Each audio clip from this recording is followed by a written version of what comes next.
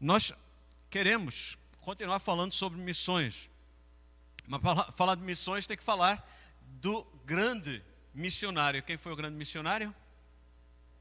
Jesus Cristo.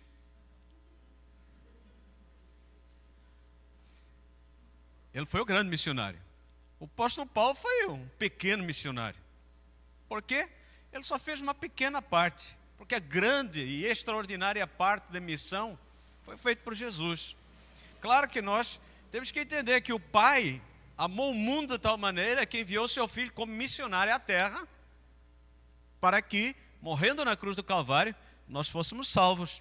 E depois ele comissionou os apóstolos e chamou depois o apóstolo Paulo, que com certeza para nós é um exemplo de missionário. Com certeza vocês não erraram quando vocês falaram que ele é um grande missionário. Mas nós temos que conhecer melhor quem é Jesus. E conversando com meu filho ontem, ele dizia assim para mim: pai, o Brasil já ouviu falar de Jesus de norte a sul, de este a oeste. As pessoas estão guerreando por causa de Jesus, cada um apresenta Jesus de uma forma.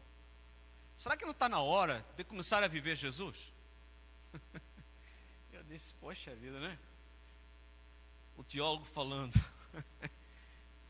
Está na hora da igreja viver Jesus, em vez de ficar só falando de Jesus, Jesus, Jesus, Jesus, e começar a viver Jesus. O que significa isso? Porque se eu não conhecer a pessoa de Jesus, se eu não tiver uma consciência de quem é Jesus, eu sempre estarei apresentando o Jesus da minha religião, o Jesus daquilo que eu acho que é. Então, hoje nós temos Jesus para tudo, não é?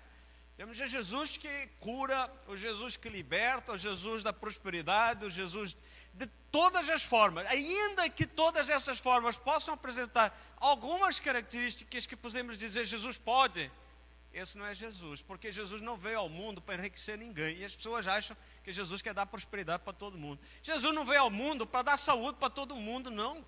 E todo mundo acha que Deus é obrigado a dar saúde para as pessoas. As pessoas acreditam num Jesus que vai fazer milagres extraordinários na vida de pessoas, que vai mudar a face do planeta, e se esqueceram de uma coisa, não leram a Bíblia. Porque uma das coisas claras que a Bíblia tem é que diz claramente que Jesus não vai curar todo mundo, Jesus não vai salvar todo mundo, Jesus não vai dar riqueza para todo mundo. Não tem nada disso na Bíblia. Mas as pessoas insistem em falar isso para as pessoas, e as pessoas ficam iludidas e vão, às vezes, numa igreja à procura de uma cura, e Jesus não cura. E aí como é que fica?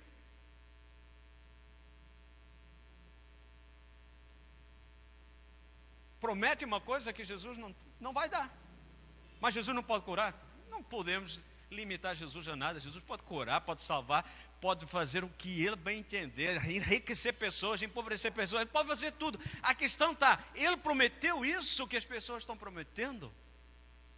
Ele disse que faria isso que as pessoas estão dizendo que Ele faria? Aí as pessoas pegam em pequenos versículos para fazer doutrinas que confundem as pessoas, que não conhecem. Por isso o texto que nós vamos ver é muito importante para nós termos essa consciência. Quem é Jesus para você? Pergunta que eu vou martelar para que você e eu possamos sair daqui com uma convicção clara de quem é Jesus para mim, quem é Jesus para você. Temos muitas pessoas aí que acham que Jesus é assim, pintado de qualquer forma, né?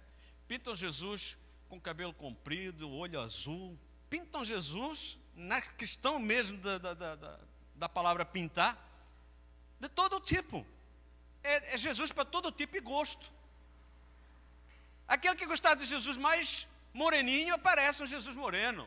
Mas aquele que quer um Jesus mais racista, desculpem o termo, mais branquinho, olho azul, cabelo loiro, que é uma forma interessante de dizer que Jesus é daquele grupo. Tem pessoa que não gosta de ouvir isso, mas para mim, quando colocam Jesus muito pálido, estou dizendo que ele não tem nada a ver com os outros, ele é exclusivo. Então, há uma mistura que confunde as mentes das pessoas, As pessoas dizem assim, mas eu não tive a intenção de fazer isso. Não tem intenção, mas a mensagem que passa é igual. Porque não é só a mensagem que eu falo, é mensagem como eu vivo aquilo que eu falo. Falo de um jeito e vivo de outro. O texto de Mateus 16, 13 a 15, fala assim: quando Jesus chegou à região de Cesareia de Filipe, consultou seus discípulos: quem as pessoas dizem que o Filho do Homem é? Eles disseram: alguns dizem que é João Batista, outros Elias, ainda há quem diga Jeremias ou um dos profetas. Então Jesus interpelou: mas vós, quem dizeis que eu sou? Pai, rogamos a ação do Teu Espírito Santo sobre as nossas mentes e nossos corações, para que possamos entender claramente quem Jesus é para nós. E se ainda não entendemos, que o Teu Espírito revele e nos convença, para que possamos viver esse Jesus. Mais do que o falar, o viver. Nós te pedimos, porque sabemos que somos limitados e nós somos pessoas carentes da Tua graça e da Tua misericórdia. Em nome de Jesus oramos. Amém. Jesus está na Cesareia de Filipe. Ele está a 30 quilômetros de onde tinha realizado um milagre. É uma região linda, nobre. Ela tem ali uma nascente que vai formar desaguar no Rio Jordão. É um fluente que torna-se Rio Jordão. É uma área muito bonita, mas ela era mergulhada naquela época num sincretismo religioso. Era uma região muito pagã. E tinha lá também um templo de mármore que tinha sido feito por Herodes Filipe para fazer homenagem a César. E César se considerava um deus. Então, todos os anos, pelo menos uma vez no ano, as pessoas tinham que ir lá naquele templo, eram obrigadas, e à medida que chegavam, eles jogavam um pouco de incenso, né? Pegavam o incenso, jogavam lá no altar, e quando as chamas levantavam, eles diziam: César é o Senhor. É interessante que Jesus, precisamente aqui, aonde Baal tinha sido grande cultuado no passado, aonde tinha um templo para César, e lá as pessoas diziam que César é o Senhor, Jesus faz a pergunta. Jesus escolhe esse lugar para se revelar, mas primeiro pergunta: quem? Quem as pessoas dizem que eu sou? Quem é Jesus no ponto de vista social? O que as pessoas estão dizendo? E Jesus depois torna a pergunta pessoal: e vós? Quem dizeis que eu sou? Então é importante que nós tenhamos atenção a essa resposta. Qual é a resposta que você vai dar hoje? Quem é Jesus para você? Porque mais importante que você responder é você entender a resposta que você possa dar. Porque às vezes nós nos precipitamos nas nossas respostas. Nós somos muito ansiosos por falar e responder. Não é verdade? Nós temos uma ansiedade, a pessoa está a falar e nós já queremos falar junto, né? E quando a pessoa está pensando: eu queria ir, você queria ir aonde? E se a pessoa tiver dificuldade para falar, e, né, aquela dificuldade que todo mundo conhece, as pessoas querem completar. E ela quer dizer uma outra coisa. Por que essa ansiedade? Porque a nossa mente, ela não quer parar para pensar. Porque pensar faz a pessoa se encontrar, faz a pessoa analisar. Por isso o apóstolo Paulo faz essa referência na ceia do Senhor: examine-se, faça o exame da sua própria consciência, ou seja, cale a boca e pense. A coisa mais difícil que nós temos, né? Agora com a máscara fica mais fácil, né? Mas mesmo assim, a gente quer falar. E Jesus faz essa pergunta para os discípulos. Ele chama os discípulos: olha, vem cá, vamos conversar sobre um tema aqui. Vocês estão na região aqui da Cesareia de Filipe. Quem é que as pessoas estão dizendo que eu sou? São duas perguntas importantíssimas. Eu vou responder a primeira pergunta. A segunda pergunta eu vou deixar a resposta para vocês no finalzinho, porque eu também vou responder a mesma pergunta. Eu não vou fugir, não. Tá? A segunda pergunta que Jesus faz é diz: Eusébio, o que você diz de mim? Aí você coloca o seu nome. O que você pensa, o que você diz dele? Quem é Jesus para você? Nós sabemos que todas as pessoas têm uma ideia sobre Jesus. E naquele tempo não era difícil de as pessoas também falarem sobre o que eles pensavam. O interessante é que os discípulos quiseram ser simpáticos. Sabiam? Os discípulos, assim, eles não quiseram tocar naquilo que os outros falavam. Eles foram falar do que alguns diziam, mas alguns diziam de coisa boa. Olha, aquilo que disseram era bom, mas não era a verdade. E os discípulos diziam que Jesus era mais do que um simples homem. Por quê? Alguns diziam que era João Batista. Aí todo mundo já pensava que era uma reencarnação, né? Então Jesus fica olhando para eles como quem diz: poxa, não é bem assim, né? Herodes também pensava que João Batista tinha ressuscitado, tinha encontrado a cabeça, tinha colocado e tinha saído andando por ali, né? Herodes ficou apavorado, né? Queria ver Jesus porque pensava que era João Batista. Tinha outra pessoa que pensava que era Elias, né? E a Escritura tinha falado lá em Malaquias que Deus iria enviar o seu profeta Elias antes. E as pessoas pensaram que era o Elias, só que o Elias já tinha vindo. Quem é que tinha vindo? João Batista, que tinha perdido a cabeça, né? Então nem era João Batista, nem era Elias. Tampouco era Jeremias. E eles pensavam, porque eles tinham um conhecimento dos livros apócrifos. E nos livros apócrifos tem lá também acerca de Jeremias, além de nos livros canônicos ter sobre Jeremias, tem também nos livros apócrifos, e eles liam tudo. Então, aquela miscelânea, né? Os judeus daquela época tinham esse sincretismo. Ou então, podia ser qualquer outro dos profetas, ou seja, qualquer um grande profeta que tinha se levantado. E todos esses pontos de vista alegavam que Jesus estava acima do status de um homem normal, né? Os discípulos são bacanas, né? O que vocês estão dizendo de mim? Mas eles não falaram o que os outros diziam dele. Por exemplo, tinha gente que dizia que ele era simplesmente o carpinteiro, era o filho da Maria, era o irmão do Tiago, era o irmão de José, simplesmente mais um. Ou então, ele era o filho de José. Quem é Jesus? É o filho de José. Ou então, Jesus era pecador. Você sabia que falaram isso? Quando Jesus curou lá o cego, disseram assim: olha, eu quero dizer uma coisa, esse Jesus é pecador.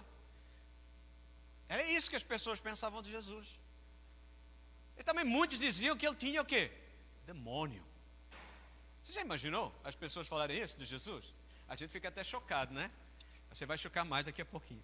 E, por fim, os próprios irmãos não acreditavam nele. Diz assim: os irmãos disseram para Jesus: parte deste lugar e vai para a Judeia, para que os teus discípulos semelhantemente vejam as tuas obras que tu fazes, porque ninguém hajas ocultas enquanto procura ser publicamente reconhecido. Ou seja, tu quer ser estrela? Vai para lá, os irmãos dele. Aí todo mundo diz assim: não, o Tiagão lá foi o cabeça da igreja, mas antes, ele negava o próprio irmão, ele não reconhecia o próprio irmão. Então nós temos aqui uma ideia, primeiro, o que os discípulos falaram do que era Jesus, e agora temos uma ideia do que a Escritura fala de Jesus, mas o que as pessoas dizem ainda hoje a respeito de Jesus. Isso aqui é que é um pouco chocante, né? Porque as pessoas hoje dizem que Jesus foi uma pessoa importante, um profeta, né? Se você for ver o islamismo, fala que ele é um profeta, só um profeta, abaixo de Maomé. Se você for ver nas outras religiões, é a mesma coisa, Jesus abaixo. E algumas pessoas dizem que ele era um bom filósofo, um grande pensador. É igual a ele a Buda. Gente boa que nem Buda. Não que Buda tenha sido ruim, pelo contrário, uma pessoa sensata, uma pessoa que viveu no tempo dele de uma forma que atingiu muita gente e viveu de uma forma muito digna. Mas Jesus não é, nem pouco, nem parecido com ele. Ou seja, era alguém à frente do seu tempo, nasceu em época errada. E nas palavras do Augusto Cury, o maior pensador de todos os tempos era Jesus Cristo. A pessoa mais fascinante à face da terra, a pessoa que tinha maior equilíbrio emocional. Tudo isso, Augusto Cury fala sobre ele. Agora, o que as pessoas dizem quando elas não acreditam em Jesus? Primeiro dizem que ele nunca existiu. Depois dizem que o que está escrito não é verdade, foi inventado. Alguns chegam mesmo a afirmar que foi inventado no tempo em que os romanos estavam dominando. Para quê? Para que não houvesse uma revolta maior do povo judeu. E assim deram um Messias que foi morto e tal, para acalmar. Olha bem, a angústia dessas almas perdidas tentando negar a existência de Jesus. Outros dizem que Jesus foi o primeiro comunista. Que idiotice, me perdoa a expressão. Jesus jamais faria parte de um grupo político ou religioso assim, dessa forma. Jesus jamais se associaria tão pouco a uma facção criminosa que foi o comunismo durante toda a sua existência, pelas vidas que ceifou na Rússia, na China, que está ceifando ainda hoje. Então Jesus jamais seria participante de qualquer tipo de ala política, direita ou da esquerda, muito menos do comunismo. Eu quero dizer isso francamente para você que pensa que Jesus foi comunista. Jesus jamais se associaria a um grupo fanático e desequilibrado que é o comunismo. Não tem nada de bom. Se tivesse, hoje nós estaríamos com certeza com uma outra existência na China, onde os nossos irmãos estão sendo vítimas desse império maligno e também naquilo que nós sabemos que é a Coreia do Norte. Eu fico assim um pouco triste quando alguém chega para mim e fala uma besteira dessas acerca do meu Cristo. Mas tem outros que dizem que Jesus foi homossexual. Você acredita nisso? E já fizeram filmes. Essa é a mente pervertida do ser humano que nós temos hoje. Eu gostaria que esses que fazem esse filme de Jesus fizessem com outras personagens de outras religiões, se eles tivessem coragem. Mas não tem problema não. Podem fazer Jesus daquilo que quiserem pintar, porque nunca vai ser a verdade, porque o meu Cristo nunca fez, nem nunca fará parte dessas baixarias e dessas faltas de respeito. Outros ainda dizem que Jesus estudou artes de hipnotismo na Índia. Jesus foi para a Índia, né? Jesus foi aprender lá a fazer aulas de hipnose. Ainda outros dizem que ele casou com Maria Madalena e teve filhos. Ou seja, a mente pervertida do ser humano continua daí para pior. Daí para pior. É por isso que nós temos um país que está dividido e que cada vez mais se divide, porque eles estão zombando de Deus, estão zombando de Cristo e não respeitam, querem respeito, mas não respeitam o cristianismo. Nós vemos a luta que é para a imposição de outras religiões, que é um direito, mas não da forma que está sendo feita na discriminação do cristianismo. Então, El País escreveu o seguinte: o quase nada que sabemos sobre Jesus. A história ou mito, lenda ou realidade. O Jesus judeu conseguiu resistir ao mais de 2000 anos, não só como um facto religioso, mas como um fenômeno que seduz milhões de pessoas. Mas não fica por aqui não. Aqui no Brasil, você pode ler o nome de Jesus até no para-choques de caminhões, nas escovas de engraxates, nas camisetas, nas salas de espera do dentista, nos cabeleireiros, onde menos a gente imagina. Ontem, até em um pano de prato de limpeza, eu vi exposto numa loja. Agora veja como essas pessoas não têm o mínimo de respeito e querem ser respeitadas como jornalistas. Diz o seguinte: foram as igrejas evangélicas que colocaram Jesus em moda. E os seguidores dessas igrejas são os mais pobres e os menos alfabetizados do Brasil. É assim que nós somos vistos. A ignorância sobre Cristo leva as pessoas a ter ódio do cristão. Escrever palavras como essas: as igrejas é onde tem os mais pobres e é onde tem os menos alfabetizados. Deixa eu dizer uma coisa, meu querido: aonde Jesus chega, a pessoa muda de vida. A pessoa que era miserável, ela passa a ter com dignidade. Onde a pessoa não tinha posses, ela começa a ter posses. Não vai enriquecer loucamente, mas ela passa a ter a capacidade de discernir e de ser uma pessoa boa mordoma. Porque aquilo que Cristo faz é transformação da mente, do coração e da forma da pessoa agir na sociedade. Por isso, quando existem pobres no nosso meio, eles são assistidos por nós. Nós não enriquecemos, mas nós sustentamos e suprimos as necessidades daqueles que estão com mais dificuldade.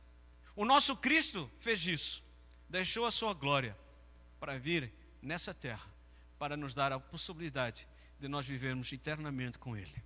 Então é muito importante nós termos essas considerações. Do que é que nós estamos vivendo nesse país? Como é que nós estamos sendo vistos pelas pessoas que estão por aí fora? Talvez você tenha ficado chocado com isso que eu estou aqui falando. Mas isso aqui é pouco comparado com aquilo que eu ouço.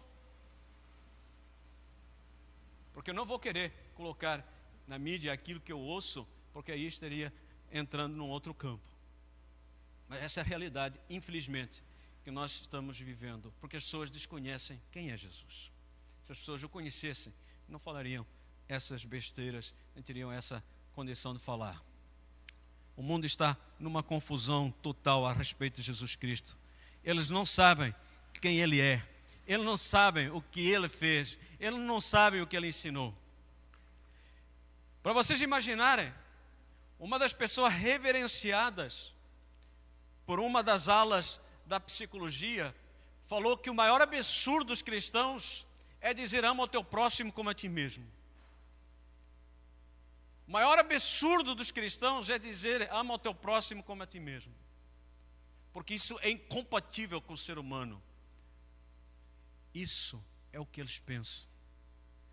Mas eles esquecem de uma coisa: quem disse isso não foi uma pessoa qualquer, foi o meu Cristo. E o que Ele diz é possível e é verdade. E o que Ele diz é possível e verdade e pode se realizar sim. Eu posso amar o meu próximo como a mim mesmo.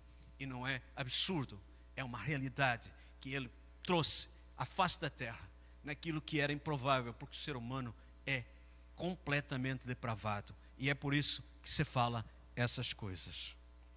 É muita ignorância sobre aquilo que está acontecendo. Por quê? Porque o Deus deste século cegou a mente. Olha bem, tudo aquilo que eu acabei de falar, eu digo, o diabo cegou a mente dessas pessoas, porque os filhos do diabo, eles estão cegos, mortos de delitos e pecados, e por isso eles são pessoas que abrem a boca, escancaram a boca para falar todos esses absurdos que nós tivemos aqui apresentados, e fora os outros. Ele cegou a mente para que não creiam. Ou melhor, cegou a mente dos que não creem, para que não consigam ver a luz das boas novas. Quais são as boas novas? As boas novas é as boas novas do Evangelho de Cristo, que deixou a sua glória e veio à terra, para que morrendo na cruz do Calvário, nós tivéssemos o perdão dos nossos pecados, e assim regenerados, salvos, transformados, nós, selados pelo Espírito Santo, tivéssemos vida eterna. O inimigo cegou, eles não conseguem ter a mente aberta para as boas novas e não têm entendimento. Por isso é que é um absurdo dizer: ama o teu próximo como a ti mesmo. Porque eles são o quê? Pessoas que não têm entendimento da mensagem a respeito do quê? Da glória do Cristo que nós amamos e servimos, que é a imagem do próprio Deus. Porque eles não acreditam em Deus. Mas essa é uma realidade que nós temos que conviver o dia a dia. Você convive com pessoas assim? Você lida com pessoas assim. Então precisamos de olhar e entender como falar de Jesus para essas pessoas que estão com a mente completamente bloqueada pelo próprio Satanás.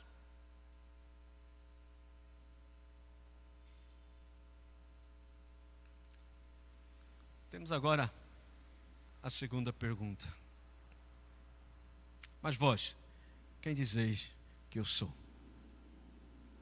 Essa é uma pergunta que requer uma posição pessoal.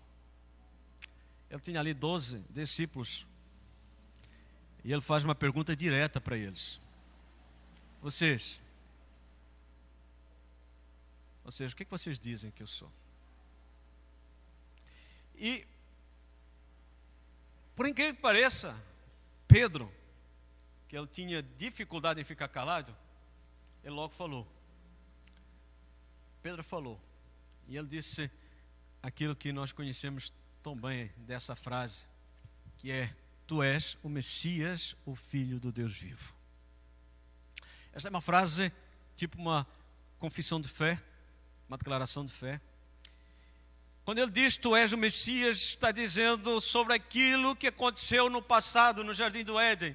No Éden foi prometido o Messias, e ao longo do tempo, progressivamente, o Messias foi falado. E quando chegou a lei, o cabrito que tinha que ser imolado, representando o próprio Messias que viria, o ungido do Senhor. E ao longo dos anos foram feitos sacrifícios, até que chegou o dia em que João Batista disse: eis o Cordeiro de Deus que tira o pecado do mundo.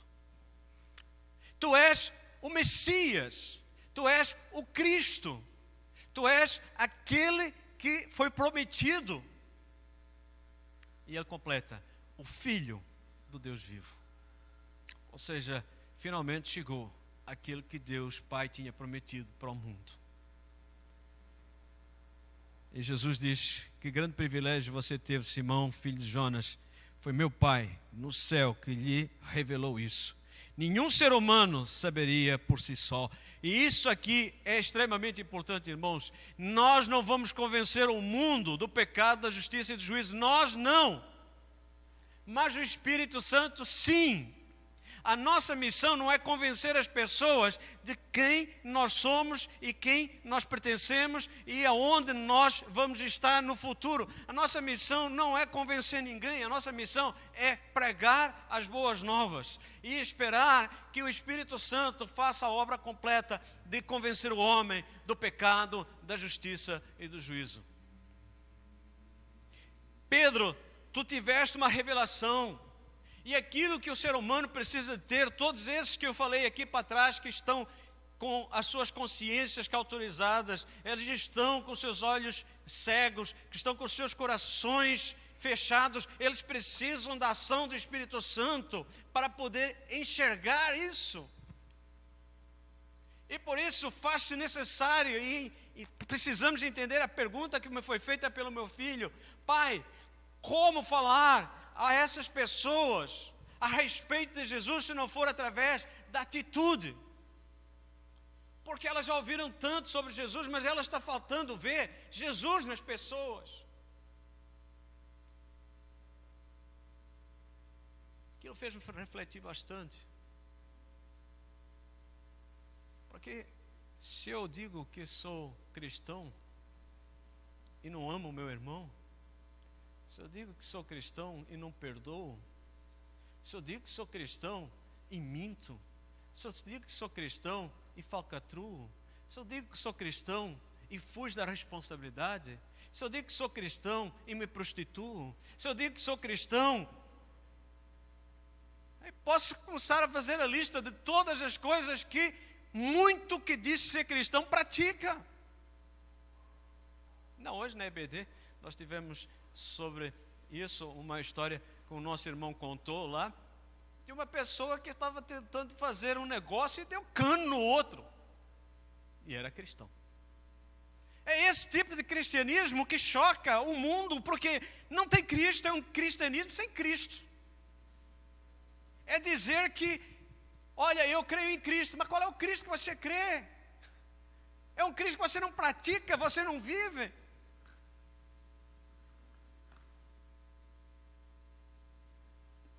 O hino que foi composto, o que estou fazendo se sou cristão?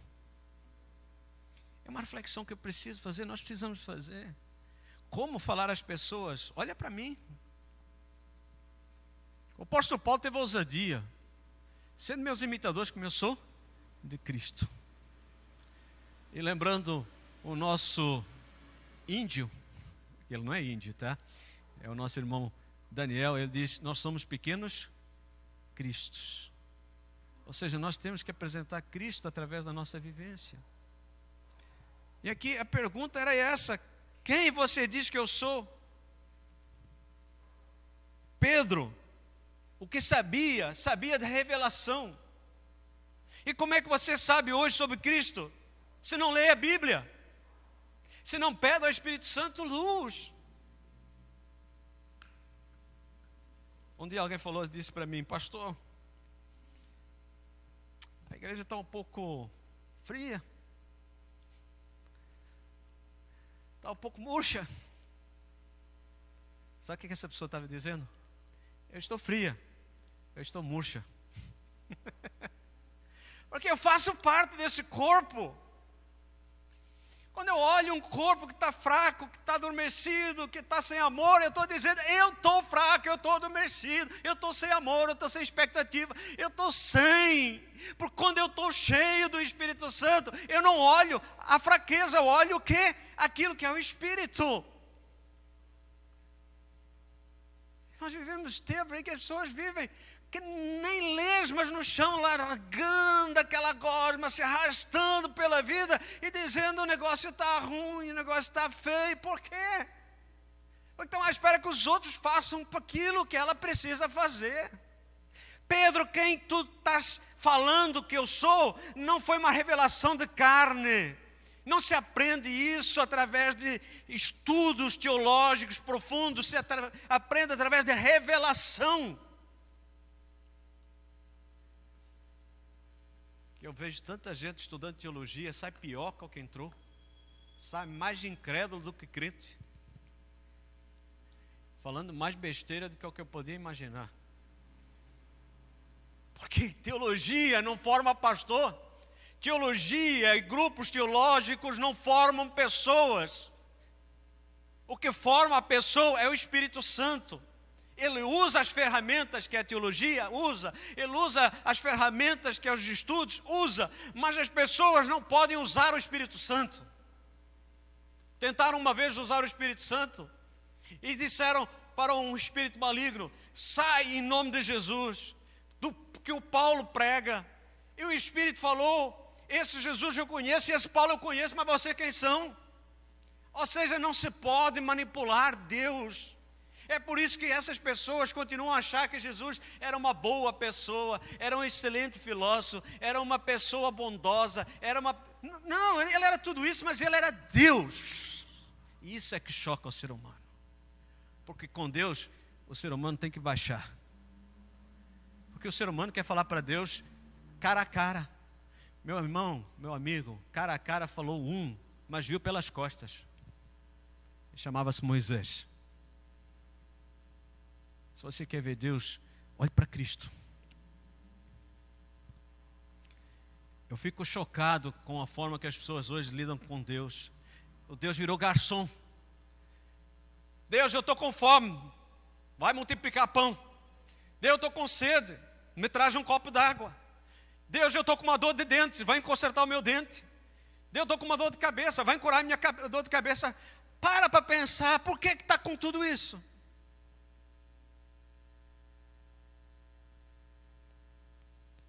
As pessoas querem ter aquilo que querem ter, sem ter a noção do que, por que querem ter aquilo e na forma de ter.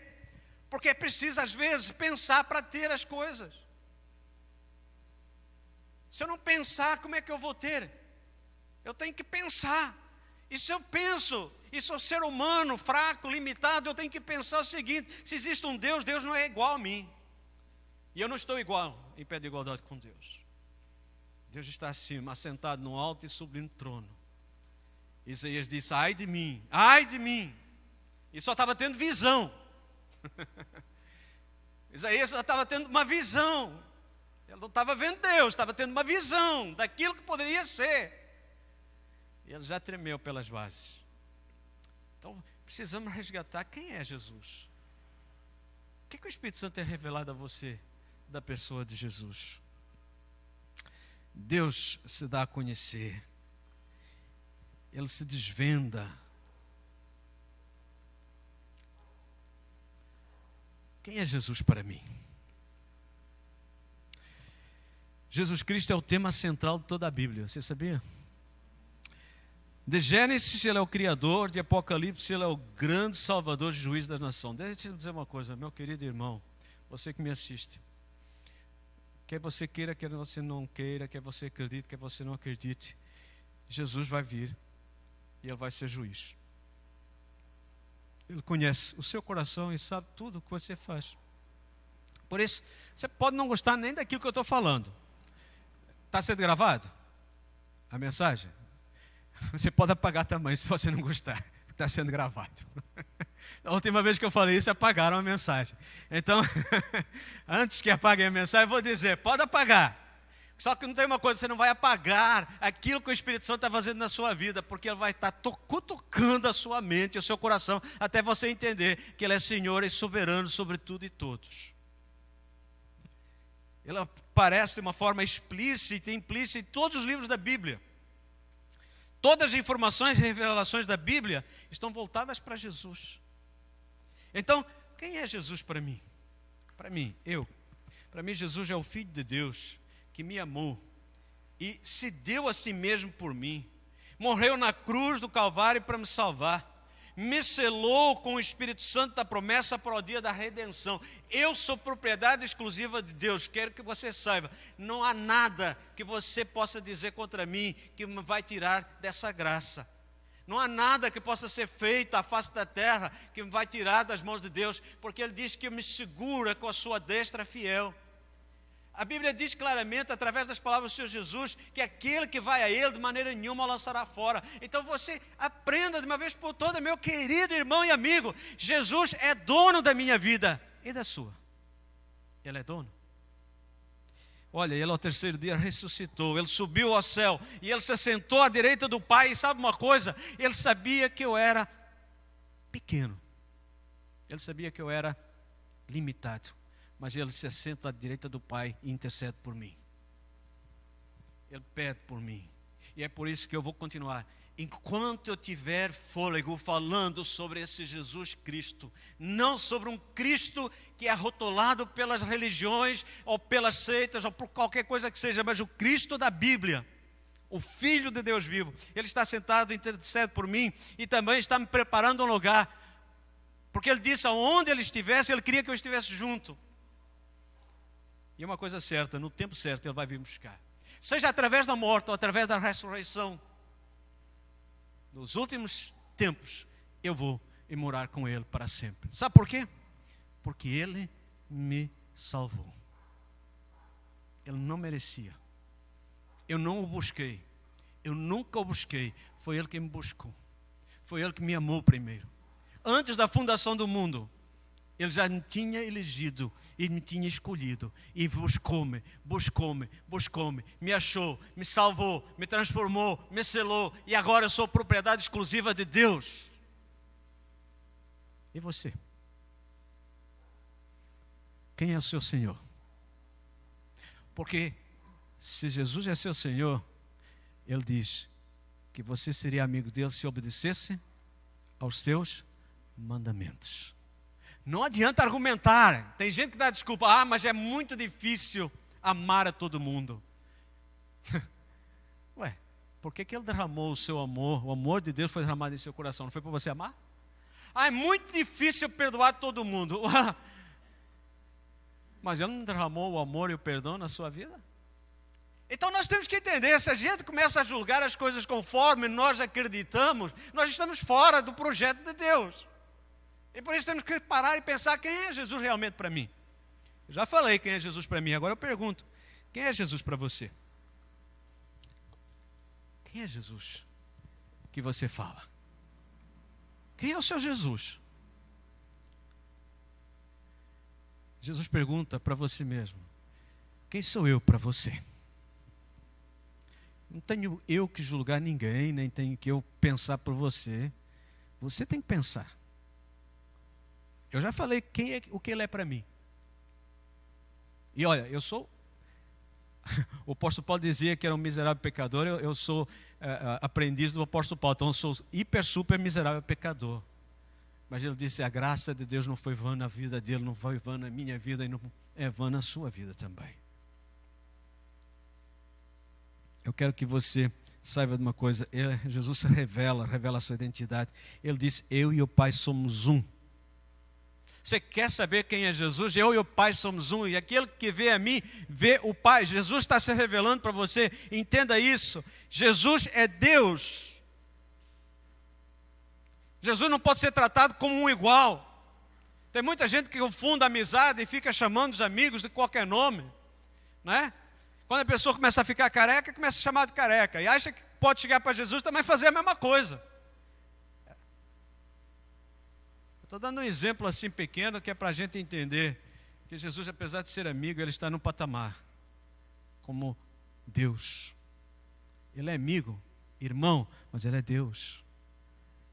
Ele não pode ser tratado como um qualquer. Tem que ser reverenciado.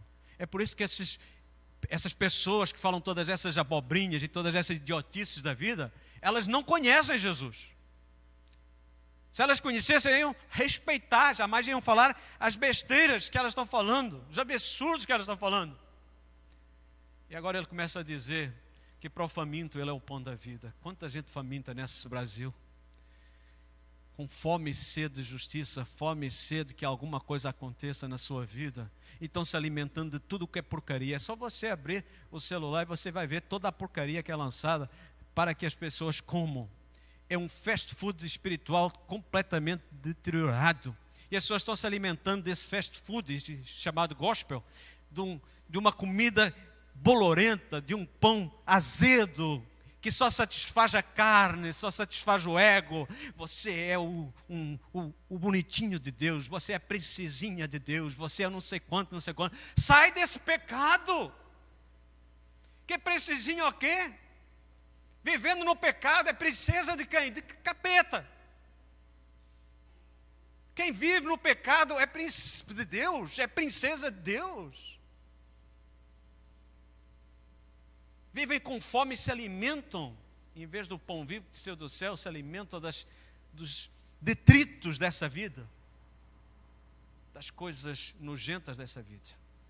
E Jesus diz para aqueles que não têm um caminho a seguir, que Ele é a luz do mundo. Ele diz: quem me segue não andará em trevas, mas terá a luz da vida. Você quer saber quem é mais Jesus? Ele diz: eu sou a porta. Tanta gente à procura de um lugar. Eu preciso de encontrar um lugar onde eu possa me identificar, e anda pulando de igreja em igreja. Deixa eu dizer para você, querido, não tem nenhuma igreja que vai satisfazer um coração que não tem Jesus em primeiro lugar. Toda igreja que você for, você vai encontrar pessoas defeituosas, começando pelo pastor. Deixa eu dizer, você pode encontrar milhões de defeitos nos outros, mas você acredita numa coisa: os seus são iguaizinhos. Você não tem nada de melhor em relação aos outros. Você pode pular de galho em galho, você pode procurar você quiser. A insatisfação não está na igreja que pode satisfazer, a sua insatisfação está em Cristo, que é o único que pode satisfazer. Por isso Ele é a porta pela qual a pessoa precisa entrar. Entrareis e saireis e enchereis pastagens. Ou seja, você vai ficar saciado, você não vai precisar de comer em mais lugar nenhum, porque em Cristo você é alimentado, em Cristo você tem luz, em Cristo você se sacia, em Cristo você tem o bom pastor. Tanta gente à procura: eu vou para a igreja tal, que lá tem um pastor bom, eu vou para a igreja tal, lá tem um pastor bom. Não tem pastor bom nenhum à face da terra. O único pastor bom é Jesus Cristo. Todos os outros pastores são cheios de defeitos. Todos os outros pastores são limitados. Eles ficam velhos, ficam careca, eles ficam com dor nas costas, ficam gagá e morrem. Jesus não. Jesus não envelhece. Jesus continua a ser o bom pastor. E o bom pastor que cuida das suas ovelhas. Creia nisso. É por isso que ele fala que é a ressurreição e a vida. É ele que pode dar nova vida, nova esperança, para quando a vida precisa de um up. Não é uma igreja avivada que fica pulando e dançando, que vai dar um up na sua vida, que dá o up na sua vida. É Jesus que é a ressurreição e vida. Porque quando você sente muita emoção, lembre-se de uma coisa, a emoção passa. A emoção é passageira. A emoção vai, e a pessoa fica que nem barco no meio do mar. E chega a lugar nenhum, porque quando a emoção passa, lá o que ela precisa, novamente uma injeção de ânimo. E ela vai lá e recebe mais uma injeção de ânimo, e depois... Aí tem que ir novamente lá para receber uma injeção de ânimo. Ânimo é você de manhã levantar, agradecer a Deus, encher-se do Espírito Santo, encher-se da palavra de Deus, sair para a batalha na segunda, na terça, na quarta. Você não precisa de domingo para carregar a pilha. Você não é bateria. E você não é recharge, recarga. Você está cheio do Espírito Santo à medida que você lê, medita e dá lugar ao Espírito Santo na sua vida. Não é nos cultos de domingo, não é nos cultos que você vai ficar cheio do Espírito Santo. Glória a Deus, eu estou cheio do Espírito Santo. Chega segunda-feira, fica reclamando do trabalho, fica reclamando da vida, fica reclamando do salário, fica reclamando do trânsito, fica reclamando do ônibus, fica reclamando. Está cheio de quê? De emoção no domingo, porque ela se esvaziou na noite que dormiu. E na segunda que chegou, se foi tudo, ressurreição e vida. Você ressuscita para uma nova vida, para uma vida que você olha e vê todas as dificuldades. É segunda-feira, é o trabalho, são pessoas, são coisas e tal, e tal, e tal. Mas você chega lá e diz assim, eu estou aqui para servir a quem? A Jesus. Eu não vim servir o meu patrão. Eu não sirvo patrão, eu sirvo Jesus. E quando eu estou servindo Jesus, eu honro o meu patrão. Foi sempre a minha filosofia de trabalho, desde que comecei a trabalhar com 13 anos de idade. 13 anos de idade. Honrar o meu patrão, mas eu trabalhava para Jesus. Porque se eu começar a olhar para o patrão, eu quero é socar ele. Às vezes dá vontade. Verdade ou não? Claro que dá. Somos de carne e osso. Mas quando a carne é submetida ao Espírito, nós não damos o soco, nós abençoamos. Nós declaramos a paz no lugar onde há guerra, porque nós somos agentes transformadores do lugar onde estamos. Vontade que dá é socar. Mas a vontade também é uma coisa que dá e passa, né? E a gente tem que olhar e ver que esse Jesus, ele é o único caminho. Não existem vários caminhos que levam a Deus, só existe ele. Ele é a única verdade, não existem várias verdades. E outra coisa, estão relativando a verdade não existe mais. Cada um tem a sua verdade, hoje é assim. O que você pensa é o que você pensa, não é verdade, porque eu tenho a minha verdade. É isso que eles dizem por aí fora. Mas Jesus diz, eu sou a verdade, eu vou continuar dizendo, Jesus é a única verdade. Eu não me importo se as pessoas gostam ou não. Jesus é o único caminho, a única verdade e a única vida. E por isso, nós terminamos aqui dizendo que Ele é a videira verdadeira, porque eu estou na videira, os meus frutos não foram produzidos por força de vontade da carne, mas são frutos produzidos pelo Espírito Santo, porque a seiva que corre na videira é santa. A seiva que corre na vida do cristão é o Espírito Santo. Você entende por que pode produzir frutos sem precisar de se esforçar? Você já viu alguma videira transpirar? Eu estou produzindo uva. Ai, que transpiração. Ela faz isso. Ela produz o que é natural dela. Videira dá uva. Eu nunca vi uma videira dar abacaxi. Você já viu uma videira dar abacaxi? Não. Por quê? Porque ela produz o que é natural dela. A seiva que vem da raiz, que passa pelo tronco e vai para os ramos, leva precisamente todos os nutrientes para fazer produzir um cacho de uva segundo as qualidades daquela própria videira. Não há esforço, porque Jesus já preparou as boas obras para que andássemos nelas. Até nisso o Senhor já tomou conta de nós. Tem gente que se esforça. Eu tenho que me esforçar. Não tem que se esforçar não, meu irmão. Não gasta a sua energia tentando fazer aquilo que Deus não chamou para fazer. Faça aquilo que Deus o capacitou para fazer. Deus deu dons e talentos para cada um de nós, para nós executarmos essa obra. Por isso, eu sou a videira, disse Jesus, e vocês são ramos. Aquele que está em mim dará muito fruto. E não é um fruto qualquer, é um fruto que permanece. Permanece para quando? Pela eternidade. Você não foi salvo para morrer eternamente, você foi salvo para viver eternamente, produzindo frutos eternos que glorifiquem a Deus. Como nós estamos terminando? Paulo, escrevendo na carta aos Coríntios, dá esse versículo para eles. Pois Deus diz, no tempo certo, eu o ouvi. No dia da salvação, eu lhe dei o socorro. De facto, agora é o tempo certo. Hoje é o dia da salvação. Salve-se enquanto tem tempo. Salve-se do Cristo que você talvez tenha idealizado e tenha frustrado tanta vez a sua religiosidade. Salve-se dos Jesuses dessa vida que foram apresentados como Jesuses que fazem milagres, que fazem isto, que fazem aquilo, que fazem outro, em lugares que Jesus nunca disse que iria fazer. Em promessas que Jesus nunca fez para a sua vida. Volto a dizer, eu acredito num Deus que faz milagres, que cura, que salva, que transforma, que liberta, que faz tudo isso. Mas o principal que Jesus quer fazer na nossa vida é salvar a nossa alma. É se tornar Senhor, é se tornar o Messias, o ungido, o Cordeiro que morreu para pagar o seu pecado. Você é pecador. Você está separado de Deus. Você precisa ter Jesus na sua vida que salva e transforma o pecador num salvo.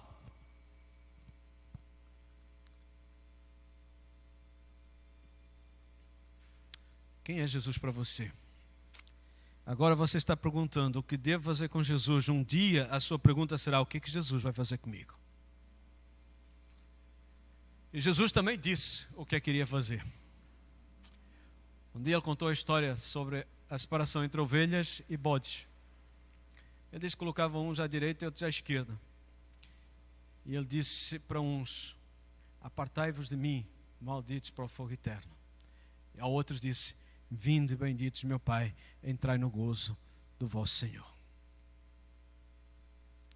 Jesus quer dar a cada um de nós aquilo que ele veio ao mundo para dar: a vida eterna, a salvação. Que Jesus você está procurando? O Jesus que está remediando a sua vida? Um Jesus que trabalha só na área emocional?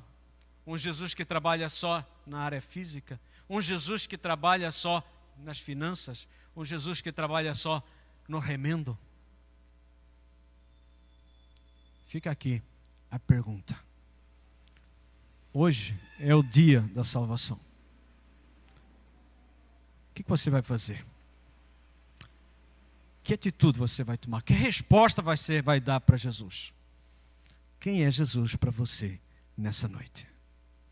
Eu queria convidar que nós refletíssemos um segundo sobre isso.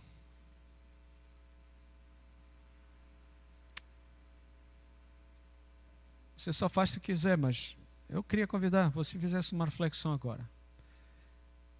Se você tivesse que apresentar perante Jesus e ele fizesse essa pergunta: o que você pensa de mim? O que eu sou para você? O que você diria para ele? Lembre-se que tudo o que eu disse, que Jesus é para mim, eu tenho convicção disso.